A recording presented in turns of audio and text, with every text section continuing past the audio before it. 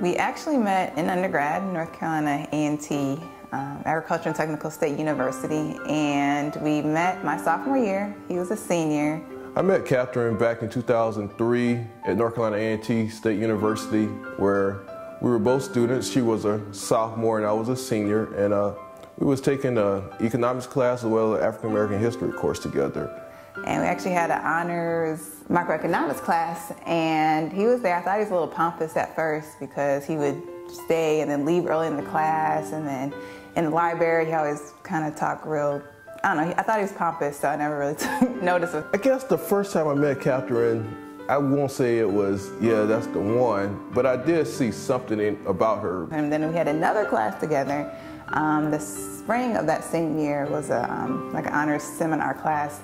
And we actually didn't talk that whole semester until we had a trip to Booker T. Washington's, where he grew up, the plantation he grew up in North Carolina. She was the first female that actually brought home my parents.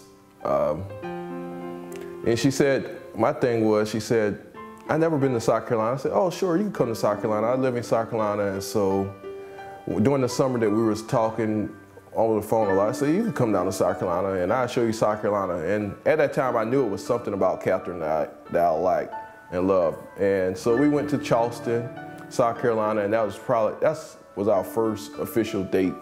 And we saw Shrek, and Charleston, in a way, where we met at is similar to New Orleans, an old city. I mean, the buildings are old. It's just something about. And it's ironic that now we're in the same location, or I mean another city just like Charleston, 7 years later. We dated for long distance for about 7.5 years, and after college, we didn't live in the same city until we got here in New Orleans, which was in like 2010. So that was about 7 years where we were doing distance the whole time. And so finally the point where, like, do I like you in the same city? We really need to figure that out.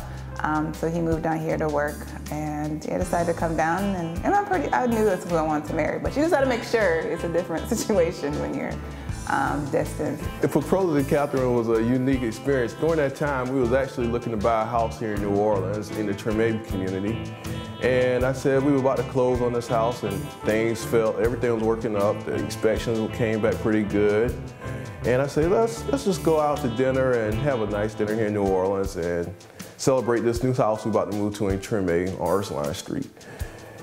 And after that fact, we said, it was after work on a Friday afternoon, and we went on to the Creole Queen, take a nice dinner cruise. And during that dinner cruise, she didn't know what was going on. I just came from work, and we was on the Mississippi. I said, since New Orleans is gonna be our home, I said the perfect place to propose to Kathryn would be on the Mississippi River in our new home. And we kept that throughout the evening. We was on the cruise. And then he had tickets to one of the river cruises, and that's where we were eating. It's like, oh, that's nice, it's different. So we ate there. It was nice. It was a different experience on the boat, but the music was good, the food was decent. And basically we just talked the whole night, and we went up to the top of the boat and just some more talking, and he's not always a talkative type, so when he's talking, I just listen and take it all in. And all of a sudden, he's like, look over there, and I'm gullible, so I'm like, ooh, what's over there? During the time, she looked away, and I had the ring in my pocket. And he was doing, I looked back around, he was on his knee with his ring. He's like, will you marry me? Got down on one knee and asked Kathryn to marry me, right there on the Mississippi River. And he said I didn't say yes. I was like, I knew I said yes, and oh, yeah. And he was still down there. I'm like, what are you doing? He's like, you didn't say yes. I'm like, yes, I did. So that's how it happened. I thought I placed the ring on the right finger at the time, but I was unsure.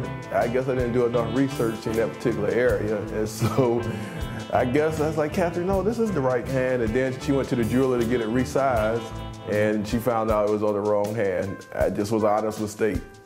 Obviously, I was excited, as I said, but actually for the first day, I didn't realize I had it on my right hand. I just knew it was a ring on my body from Howard. And the next morning, I went to volunteer at the place I volunteer. It's like, oh, I'm married. And they're like, it's on the wrong hand. So, and then I'm like, oh, okay. I didn't even notice. I was just so happy that that I had a ring on my hand. I really had no recollection that I was on the wrong hand. Kathryn, she's my everything. She's my inspiration to get up and do better than I did before. I'm a hard worker, but things that she worked a lot harder than me sometimes, which is kind of, I thought was odd to find somebody who worked harder than me at certain things. She's very caring. She has a warming personality. She's very family oriented. Despite we're both from different places, she grew up in Milwaukee, Wisconsin, and I grew up in a little small town called Manning, South Carolina. She had a lot of characteristics that remind me of my family values, and I saw something in Kathryn that I would want to have in one day potentially not only being my wife, but being the mother of my kids. She's a genuine, great person. She cares for others, she cares for her husband, and she cares for her family. And most important, she's a God-fearing woman.